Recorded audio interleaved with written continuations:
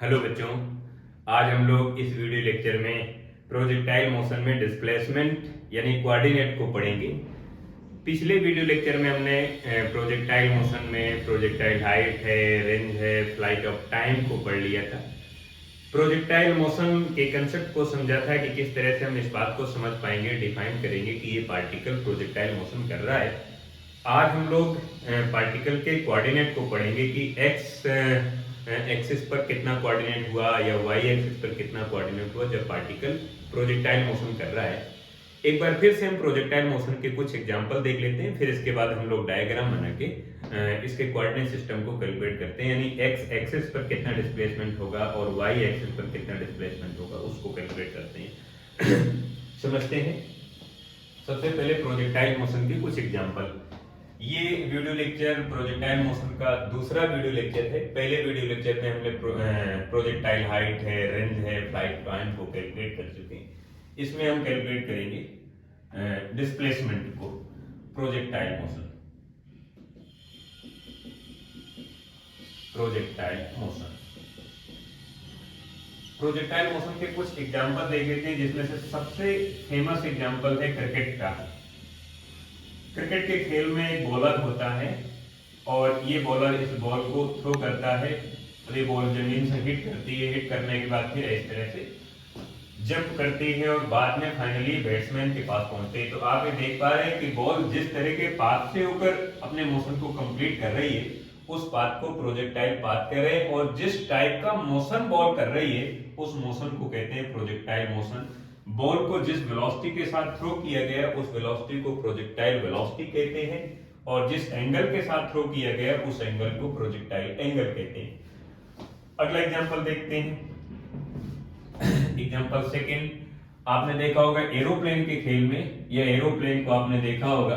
अगर एरोप्लेन से किसी ऑब्जेक्ट को या किसी बॉल को नीचे की ओर फेंका जाए तो बॉल का जो पाथ होगा वो कर्व होगा, पैराबोलिक पाथ होगा, और इस पैराबोलिक पाथ को हम कहते हैं प्रोजेक्टाइल पाथ। और बॉल इस समय जिस टाइप का मोशन कर रही है उस मोशन को हम प्रोजेक्टाइल मोशन कहते हैं।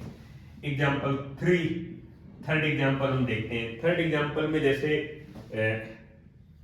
फुटबॉल का खेल होता है, उसमें आप देखते हैं कि एक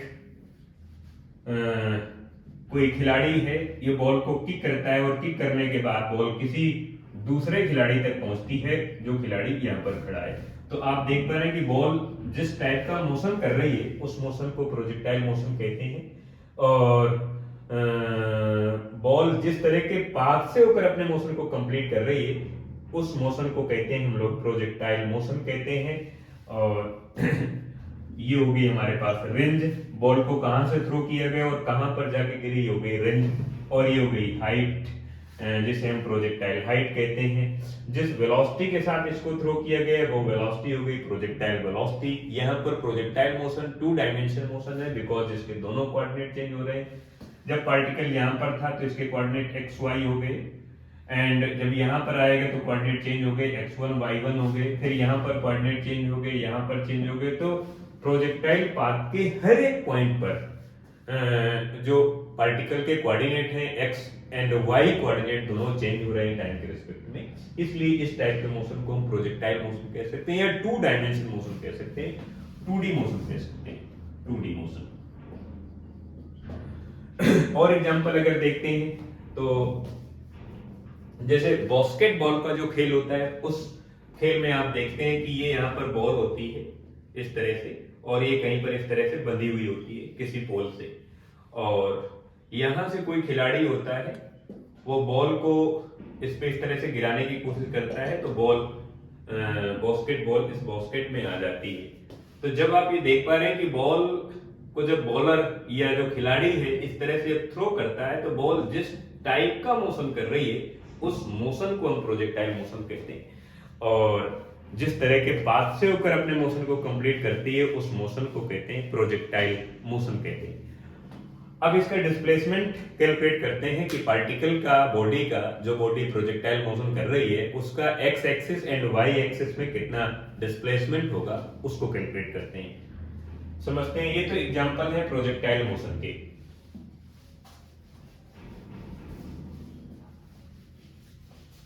देखते हैं। हमें डिस्प्लेसमेंट कैलकुलेट करना है, यानी इसके कोऑर्डिनेट कैलकुलेट करना है। Displacement along x axis and y axis of the object during projectile motion.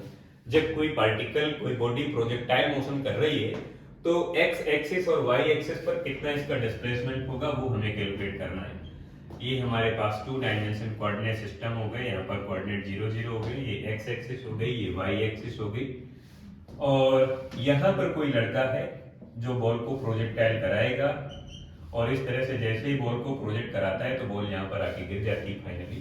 तो ये इसका हो गया प्रोजेक्टाइल पाथ हो गया। यहाँ पर इसकी जो वेलोसिटी है u, इसके 2 कंपोनेंट हो जाएंगे with respect to projectile. Angle इधर हो जाएगा ux equal to u cos theta and vertical component uy equal to u sin theta. तो प्रोजेक्टाइल वेलोसिटी के 2 कंपोनेंट हो गए। यहां पर जैसे बॉल को थ्रो किया गया वहां पर टाइम t इक्वल टू 0 है, टाइम t इक्वल टू 0 है। अब हमें यहां पर कोऑर्डिनेट कैलकुलेट करना है, क्योंकि जहां पर बॉल को थ्रो किया गया, जहां से थ्रो किया गया वहां पर दोनों कोऑर्डिनेट 0 0 बिकॉज वो तो ओरिजिन है। तो वहां पर x और y दोनों की जो वैल्यू है वो दोनों 0 0 है। और ये समय t equal to 0। t equal to 0 का कंसेप्ट क्या होता है मैं आपको समझाना चाहता हूं, क्योंकि घड़ी में कभी टाइम 0 नहीं होता है, लेकिन जब कभी भी न्यूमेरिकल हम सॉल्व करते हैं तो कई बार t इक्वल टू 0 सेकेंड या -2 सेकेंड, 4 सेकेंड, +4 सेकेंड, +5 सेकेंड या -5 सेकेंड का हम यूज करते हैं, जबकि घड़ी में, किसी भी घड़ी में -5 सेकेंड का कोई टाइम ही नहीं होता है। तो -5 सेकेंड होता क्या है मैं समझा रहा हूं। जैसे मान लेते हैं बॉल को हमने जिस टाइम थ्रो किया वो टाइम हो गया 10:10 का टाइम हो गया। तो जिस टाइम कोई मोशन स्टार्ट होता है उस समय हम टाइम को 0 लेते हैं, यानी यहां से अब टाइम की काउंटिंग स्टार्ट होगी। तो ये समय, इस समय से बॉल को हमने थ्रो किया, ये वो टाइम है जिस टाइम पर बॉल अपने मोशन को स्टार्ट कर रही है या कर दिया इसने, और वो टाइम हो गया t इक्वल टू 0। अब यहां से टाइम की काउंटिंग स्टार्ट होगी, यानी 10:10 और 12 सेकेंड, यानी मोशन के 2 सेकेंड बाद वाला समय। 10:10 मोशन स्टार्ट हुआ था यहाँ पर, और हम t इक्वल टू 2 सेकेंड पर कैलकुलेट कर रहे हैं। घड़ी में ये टाइम तो बचता ही है, ये नहीं बचता है। तो इसके लिखने का जो रीजन है वो ही है। और अगर मैं लिखूंगा 10:10 तो यहाँ पर t इक्वल टू 5 सेकेंड होगा, बिकॉज अपना मोशन इस समय स्टार्ट हुआ है, 10 में से 5 जोड़ेंगे तो 15 होगा, यानी t इक्वल टू 5 सेकेंड। तो t इक्वल टू 0 पर अपना मोशन स्टार्ट हुआ। अगर मैं निगेटिव साइन की चर्चा करता हूं तो 10:10 और 8 सेकेंड कहीं ना कहीं होगा, तो t equal to -2 second, -2 second. यानी मोशन जिस समय स्टार्ट हुआ, कोई भी इवेंट्स जिस समय स्टार्ट हुई, उस इवेंट्स के पहले का जो टाइम होगा वो नेगेटिव होगा, इवेंट्स के समय का टाइम पॉजिटिव होगा यानी 0, एंड इवेंट्स के बाद वाला टाइम पॉजिटिव काउंट होगा। काउंटिंग वहां से होगी टाइम की जिस टाइम कोई इवेंट्स स्टार्ट होगी, ये ध्यान रखना है आपको। तो मुझे कैलकुलेट करना है यहां पर इसके कोऑर्डिनेट कितने होंगे, यहां पर कोऑर्डिनेट कितने होंगे, और ये एट टी टाइम है।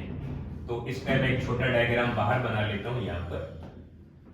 तो मैं इस तरह से कैलकुलेट करना चाहता हूं। तो यहां पर अपने पास कोऑर्डिनेट 0 0 हो गए x और y के, और यहां पर t इक्वल टू 0 हो गया। Suppose that after t time के बाद पार्टिकल यहां पर आ गया, बट कुछ और सेकंड के बाद यहां पर आ जाएगा, कुछ और सेकंड के बाद यहां पर आ जाएगा। सपोज दैट इसका जो फ्लाइट ऑफ टाइम है वो 12 सेकंड है, तो 6 सेकंड में यहां पर आ ही जाएगा। 6 सेकंड से पहले 5 सेकंड यहां पर होगा, 4 सेकंड में यहां पर होगा, 3 सेकंड में यहां पर होगा, 2 सेकंड में यहां पर होगा, 1 सेकंड में यहां पर होगा, और 0 सेकंड जब स्टार्ट हो रहा है उस समय तो ओरिजिन पर ही होगा।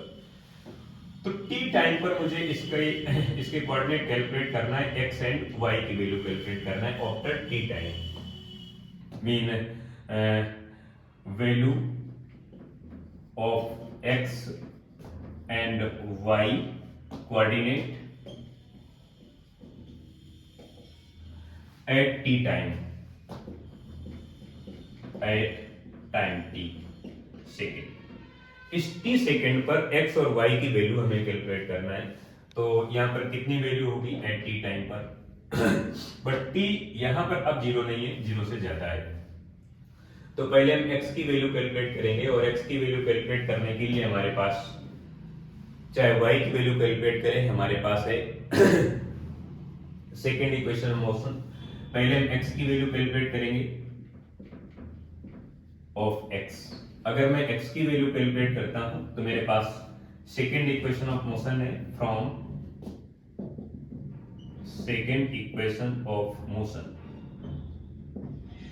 अगर मैं सेकेंड इक्वेशन ऑफ मोशन को यूज करता हूं तो s equal to u t plus half a t square, और इसे अब x के फॉर्म में कन्वर्ट कर लेते हैं। तो x के फॉर्म में कन्वर्ट करेंगे तो s के बजाय x हो जाएगा, u के बजाय ux हो जाएगा, t की जगह t, बिकॉज आप t टाइम पर वैल्यू कैलकुलेट कर रहे हैं, प्लस हाफ ए एक्स मल्टीप्लाई टी स्क्वायर, और ए एक्स की वैल्यू यहाँ पर तो जीरो होगी क्योंकि x एक्सिस के अलोंग जो एक्सीलरेशन है वो जीरो है, बिकॉज x एक्सिस का जो वेलोसिटी है वो जीरो है।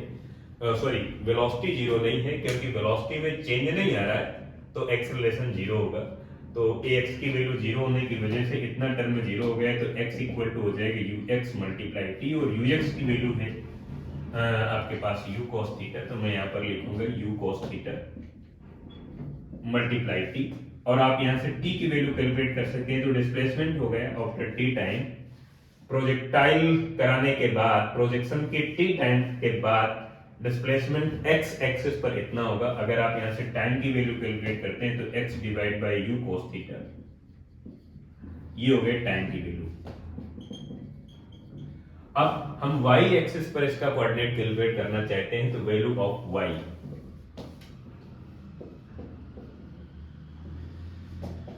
y की वैल्यू कैलकुलेट करना चाहते हैं, तो फिर से आपके पास वही सेकंड इक्वेशन ऑफ मोशन है from second equation of motion of motion. अब सेकेंड इक्वेशन ऑफ मोशन है आपके पास वही s equal to u t plus half a t square. अब इसे वर्टिकल इक्वेशन के फॉर्म में कन्वर्ट कर लेना है आपको, तो वर्टिकल इक्वेशन में कन्वर्ट कर लेंगे तो s के बजाय हो जाएगा y इक्वल टू u के बजाय u y multiply t plus 1/2 a y multiply t square. A y के बजाय आप नेगेटिव साइन लिखेंगे, negative acceleration, a y equal to minus का जी, एंड यू वाई की वैल्यू आपको मालूम है प्रोजेक्टाइल वेलोसिटी का vertical component, and y equal to इसकी जगह u sine theta multiply t, और इधर नेगेटिव हो जाएगा माइनस का half g t square, and आप t की वैल्यू पुटअप कर देंगे। तो t की वैल्यू जैसे पुटअप करेंगे ये वाली वैल्यू, तो वहां पर एक नई वैल्यू बनकर आ जाएगी। तो y equal to u sine theta multiply t की वैल्यू है x divide by u cos theta, x t की वैल्यू है x by u cos theta, x divide by u cos theta minus g by 2, and t की value है x by cos theta, आप square करेंगे तो x square by u square cos square theta, आप ऐसा लिखेंगे x square divide by u square cos square theta, and आप इसे थोड़ा अरेंज करके लिखेंगे तो u से u कैंसिल आउट हो जाएगा। तो y mean coordinate of y axis पर जो कोऑर्डिनेट की वैल्यू मिल रही है, तो आप लिखेंगे x multiply tan theta minus ऊपर हो जाएगा आपके पास g x square divide by 2u square cos square theta, 2u square cos square theta, ये आपके पास वैल्यू बन जाएगी। इसे कहते हैं equation of projectile motion, projectile path की जो इक्वेशन है। अब इस इक्वेशन की अगर हम कंपेयर करते हैं पैराबोलिक इक्वेशन से, तो कंपेयर कर लेंगे, और कंपेयर करने में राइट इक्वेशन मिलती है, इसलिए हम ये कह सकते हैं कि प्रोजेक्टाइल पाथ का जो कर्व होता है, जो प्रोजेक्टाइल पाथ होता है वो पैराबोलिक होता है।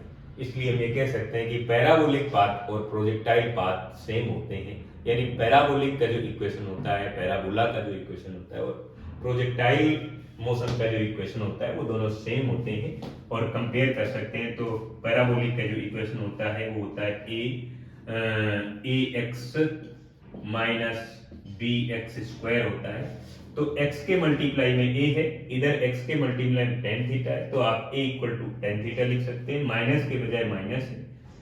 x स्क्वायर इधर है और x स्क्वायर के मल्टीप्लाई में b है, इधर है x स्क्वायर के मल्टीप्लाई में ये पूरी वैल्यू, ये इतनी पूरी वैल्यू है, mean g divide by 2u square cos square theta, ये वैल्यू हो गई।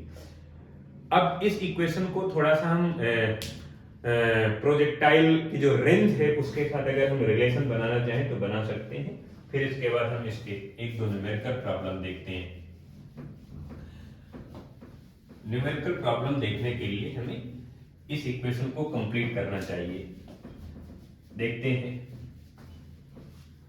आपके पास जो वैल्यू लिखी है y equal to x multiply tan theta minus g x square divide by 2 u square cos square theta है। अगर आप इसे थोड़ा सा चेंज करने की कोशिश करेंगे तो मैं चेंज कर सकता हूँ y equal to x sine theta divide by cos theta, इसे मैं डिवाइड कर लेता हूँ minus x square divide by 2 u square and cos theta multiply cos theta में लिख लेता हूँ। कॉस थीटा को मैं दो बार अलग अलग करके लिख लेता हूँ और ऊपर जो जी लिखा था उसको मैं नीचे लिख लेता हूँ। ये ऊपर उछलेगा, फिर से वहीं पर एक्स स्क्वायर के मल्टीप्लाई में जाएगा। अब यहां से मैं ऐसा कुछ करता हूं कि ऊपर से x और नीचे से cos में कॉमन ले लेता हूं, x divide by cos theta. अंदर जो बचेगा उसको मैं लिख लेता हूं, अंदर बचेगा sin थीटा माइनस इधर x बचेगा केवल, बिकॉज एक x तो कॉमन आ ही गया, x divide by 2u square, एक cos थीटा बचेगा अपने पास, cos theta divide by g बचेगा। अब मेरे पास जो हॉरिजॉन्टल रेंज का इक्वेशन होता है, equation of horizontal range, horizontal range का जो इक्वेशन होता है r equal to u square sine 2 theta divide by g होता है। अब इसे आप ओपन कर लेंगे तो यू स्क्वायर इधर हो जाएगा 2 sine theta multiply cos theta divide by g, because आप समझ गए कि साइन 2 थीटा का फार्मूला है, साइन 2 थीटा को ओपन करेंगे तो 2 sine theta multiply cos theta में डिवाइड हो जाएगा, r है। अब इसको आप लिखते हैं साइन को r के डिवाइडेशन में लिखें तो r divide by sine theta equal to 2u square और इधर मैं cos थीटा लिखता हूँ डिवाइड बाई जी लिखता हूँ। अब आपको एक बात समझ में आ गई कि जहां पर मेरे पास ये वैल्यू लिखी हुई है 2u square cos theta divide by g, वहां पर मैं r बाई साइन थीटा लिख सकता हूँ। तो y equal to x divide by cos theta, इधर हो जाएगा sine theta minus x divide by, इसकी जगह मैं r बाई साइन थीटा लिख सकता हूँ। और अगर आप इसे थोड़ा सा और कैलकुलेट करने की कोशिश करेंगे तो मैं और कोशिश करूंगा, मैं इसको थोड़ा अरेंज करके लिखना चाहूंगा।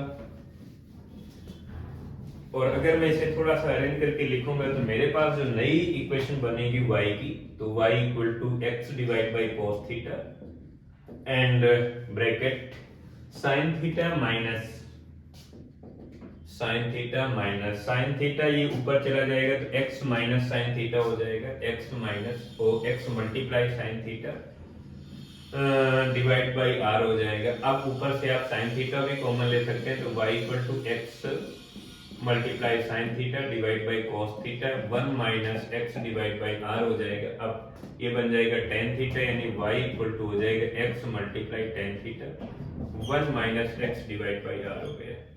तो ये रिलेशन बन गए आपके पास y एक्सिस पर जो कोऑर्डिनेट आ रहा है, x एक्सिस पर जो कोऑर्डिनेट आ रहा है एंड प्रोजेक्टाइल की जो रेंज है उसमें रिलेशन आ गए।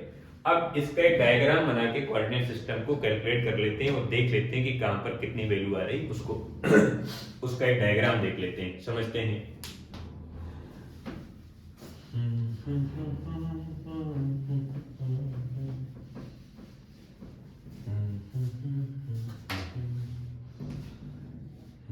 ये आपके पास एक 2 डायमेंशन कोऑर्डिनेट सिस्टम हो गया। आपने इस तरह से बॉल को प्रोजेक्ट कराया, यहाँ पर कोऑर्डिनेट 0 0 हो गए बिकॉज ये ओरिजिन हो गई। यहाँ पर कोऑर्डिनेट y एक्सिस का 0 है, x का कितना हो गया r के बराबर, यानी r 0 हो गया। एंड यहाँ पर अगर आप कैलकुलेट करना चाहेंगे हाइट पर, इस साइड पर, इस पॉइंट पर, तो इस पॉइंट पर ये वाली डिस्टेंस हो गई r/2 एंड नेक्स्ट r/2 है और हाइट ये h हो गई। तो यहाँ पर जो x एक्सिस का कोऑर्डिनेट होगा वो r/2 होगा, h होगा। तो इसके पीक पॉइंट पर जो कोऑर्डिनेट होंगे r/2 एंड h, ओरिजिन पर ये होंगे और फाइनल पॉइंट पर r0 होंगे। इस तरह से आप कहीं पर भी कैलकुलेट कर सकते हैं, किसी भी पॉइंट पर, किसी भी टाइम पर आप वैल्यू कैलकुलेट कर सकते हैं, चाहे इस इक्वेशन से या इसके पहले वाली इक्वेशन से आप कैलकुलेट कर सकते हैं। एक दो प्रॉब्लम देखते हैं जो वेलोसिटी पर डिपेंड है और आपके लिए बड़ी काम की एप्लीकेशन है, उसको देखते हैं और कैसे कैलकुलेट करते हैं। और स्टूडेंट के लिए काफी ये मुश्किल भरा क्वेश्चन रहता है, किस तरह से हम इसे कैलकुलेट कर पाते हैं और कैलकुलेट करने का क्या कंसेप्ट है, उसको मैं एक बार आपको सिखाता हूं और आप सीखें किस तरह से हम लोग वेलोसिटी की इक्वेशन अगर हमारे पास गिवन है और उससे अगर हम प्रोजेक्टाइल पाथ की इक्वेशन कैलकुलेट करना चाहें तो कैसे कैलकुलेट करते हैं। इसका एग्जांपल फर्स्ट, हमारे पास एक प्रोजेक्टाइल वेलोसिटी की इक्वेशन है, vector u equal to 6i के प्लस 8j के मीटर पर सेकेंड है। अब हमें कैलकुलेट करना है equation of projectile path. Projectile path की इक्वेशन कैलकुलेट करना है, यानी y की इक्वेशन हमें बतानी है और x की इक्वेशन बतानी है, यानी हमें x की वैल्यू बतानी है और y की वैल्यू बतानी है। इन दोनों का हमें इक्वेशन कैलकुलेट करना है, जबकि हमारे पास केवल ये वैल्यू गिवन है। इसे कैलकुलेट करने के लिए मुझे एक डायग्राम बनाना पड़ेगा और मैं भी आपसे यही कहूंगा कि जब भी कोई न्यूमेरिकल मिले, न्यूमेरिकल की लैंग्वेज को रीड आउट करो, समझो, देखो और फिर ये इस बात का पता लगाओ कि न्यूमेरिकल में कौन कौन सी वैल्यू गिवन है और कौन कौन सी वैल्यू कैलकुलेट करना है। दोनों में एक रिलेशन बनाओ और न्यूमेरिकल की लैंग्वेज जैसे ही रीड आउट करो, माइंड में उसकी वैल्यू को रजिस्टर करो और फिर एक डायग्राम बनाओ। डायग्राम बनाने से आपका न्यूमेरिकल इजी हो जाएगा और यहाँ पर मैं डायग्राम बना रहा हूँ इस तरह से, ये डायग्राम बन गया। ये हो गई हमारे पास वेलोसिटी u, इसका इधर कंपोनेंट ux, इधर कंपोनेंट uy, और आपको मालूम है, नहीं मालूम है तो मैं अभी बता रहा हूँ, अब मालूम हो जाएगा। Vector u equal to ux i के एंड uy j के। अब ux uy की वैल्यू पुट अप कर देंगे, ये आपके पास है, तो वेक्टर u इक्वल टू ये है 6i के प्लस 8j के। ये अब इसमें से अगर आप कंपेयर करेंगे तो ux की जगह 6 है और uy की बजाय 8 है, तो ux equal to 6 metre per second, यानी आप कैलकुलेट कर सकते हैं u cos theta equal to 6 metre per second. आप जानते हैं कि ये हॉरिजॉन्टल वेलोसिटी है, प्रोजेक्टाइल वेलोसिटी का हॉरिजॉन्टल कंपोनेंट है, ये कैलकुलेट कर सकते हैं। एंड वर्टिकल कंपोनेंट ये हमारे पास ये है, तो uy equal to 8 metre per second and आप इसे लिखेंगे u sin थीटा equal to 8 metre per second. And अगर आप दोनों का रेशियो कैलकुलेट कर लेते हैं तो tan थीटा की वैल्यू मिल जाती है, तो मैं रेशियो कैलकुलेट कर लेता हूँ, u sin theta divide by u cos theta equal to 8/6, इधर से हो जाएगा tan theta. tan theta equal to 4/3 आप कैलकुलेट कर लेंगे, tan की वैल्यू मिल गई। और अगर आपको वेलोसिटी की वैल्यू कैलकुलेट करना है तो वेलोसिटी की वैल्यू कैलकुलेट कर लेंगे। वेलोसिटी का जो मॉड ऑफ है equal to u equal to under root ux square plus uy square. इधर से आप वैल्यू कैलकुलेट करेंगे तो इसकी वैल्यू आपके पास 6 है, 6 का स्क्वायर 36 हो जाएगा, 8 का स्क्वायर 64 हो जाएगा, अंदर बचेगा जो 100 बचेगा और 100 बाहर आएगा 10 आ जाएगा। तो जो वेलोसिटी है वो 10 मीटर पर सेकेंड है और हमें x और y की वैल्यू कैलकुलेट करना है, ये इसके कोऑर्डिनेट हमें कैलकुलेट करना है। तो टाइम तो गिवन है नहीं कि किस टाइम पर हमें x और y की वैल्यू कैलकुलेट करना है, तो हम टाइम के साथ ही इसकी वैल्यू कैलकुलेट करेंगे। देखते हैं हमारे पास जो वैल्यू है उसे कैलकुलेट करते हैं। तो हमारे पास x की वैल्यू जो होती है equation coordinate of x axis, x axis का जो कोऑर्डिनेट होता है x equal to u cos theta multiply t, अब टाइम अपने को गिवन नहीं है, तो टाइम नहीं गिवन है तो टी के साथ अपना आंसर निकाल लेंगे। तो u की वैल्यू रख देते हैं, कितनी है आपके पास, u cos थीटा आपके पास फाइनल है, आपको चेंज करने की जरूरत नहीं, 6 मीटर पर सेकंड, ये 6 t मीटर हो गया, ये मीटर हो गया। एंड y एक्सिस पर कोऑर्डिनेट कैलकुलेट करना है, कोऑर्डिनेट ऑफ y एक्सिस। अब जब कभी भी आप y एक्सिस पर कोऑर्डिनेट कैलकुलेट करें तो फिर से वही आपके पास फार्मूला है, y equal to x multiply tan theta minus gx square divide by 2u square cos square theta. अगर आप इसे थोड़ा इजी अगर बनाना चाहते हैं तो मेरे ख्याल से थोड़ा और इजी बन जाएगा। कैसे, मैं आपको बता रहा हूं, यहाँ से tan थीटा की वैल्यू आपके पास सही है तो मैं इसे लिखता हूँ y equal to x multiply tan theta की वैल्यू है 4/3, तो 4/3 माइनस जी एक्स स्क्वायर। और यहाँ पर मैं चाहूंगा कि आप इस तरह से लिखें, 2 को एज इट इज बनाए रखें, u cos थीटा है, u cos थीटा, और आपके पास u cos थीटा की वैल्यू है, तो मैं यहाँ पर इसे अगर अलग से अगर कैलकुलेट करूं तो u cos थीटा की वैल्यू 6 मीटर पर सेकंड है, तो u square cos square theta, आप दोनों स्क्वायर करेंगे, इसका स्क्वायर तो इधर हो जाएगा 36, तो u square cos square theta की वैल्यू आपके पास हो जाएगा 36। और आप इसे अब कैलकुलेट करेंगे, g की वैल्यू अगर आपको कैलकुलेट करना है, पुटअप करना है, तो आप 10 मीटर पर सेकंड स्क्वायर लिख सकते हैं। तो मैं लिखूंगा y equal to 4x/3 minus, इसकी वैल्यू जगह आप 10 लिखेंगे तो 10x स्क्वायर डिवाइड बाई 36 हो जाएगा। अब इसे डिवाइड कर लेंगे तो मेरे ख्याल से फाइनल वैल्यू बन जाएगी 4x/3 माइनस इधर हो जाएगा 5x स्क्वायर डिवाइड बाई, इधर से 2 कैंसिल आउट हो जाएगा, 36 हो जाएगा। तो ये हमारे पास इक्वेशन बन गई।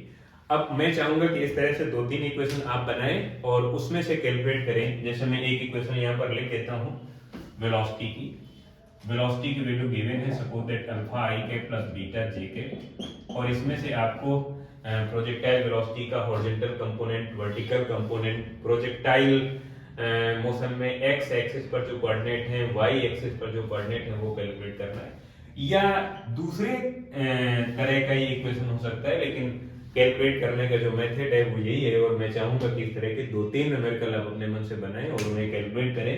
कैलकुलेट करने का जो मेथड है वो यही है, और आप मेथड अगर समझ गए, कंसेप्ट समझ गए, तो इस वैरायटी के जितने भी न्यूमेरिकल प्रॉब्लम है आप उसे कैलकुलेट कर पाएंगे, चाहे वो जेई के हों, नीट के हों, किसी भी टाइप के हों। जब तक आपको टॉपिक का कंसेप्ट नहीं क्लियर है तो आप न्यूमेरिकल को नहीं हैंडल कर पाओगे, न्यूमेरिकल को रीड आउट नहीं कर पाओगे। न्यूमेरिकल के रीड आउट करना, समझना और उसकी डिमांड को पहचानना ये अपने आप में खूबी है। कंसेप्ट क्लियर होगा तभी ऐसा हो पाएगा, अदरवाइज नहीं होगा। तो मैं आपसे चाहूंगा कि आप इसे प्रैक्टिस करें और सीखें, समझें, तो आपकी बेहतर समझ बन पाएगी।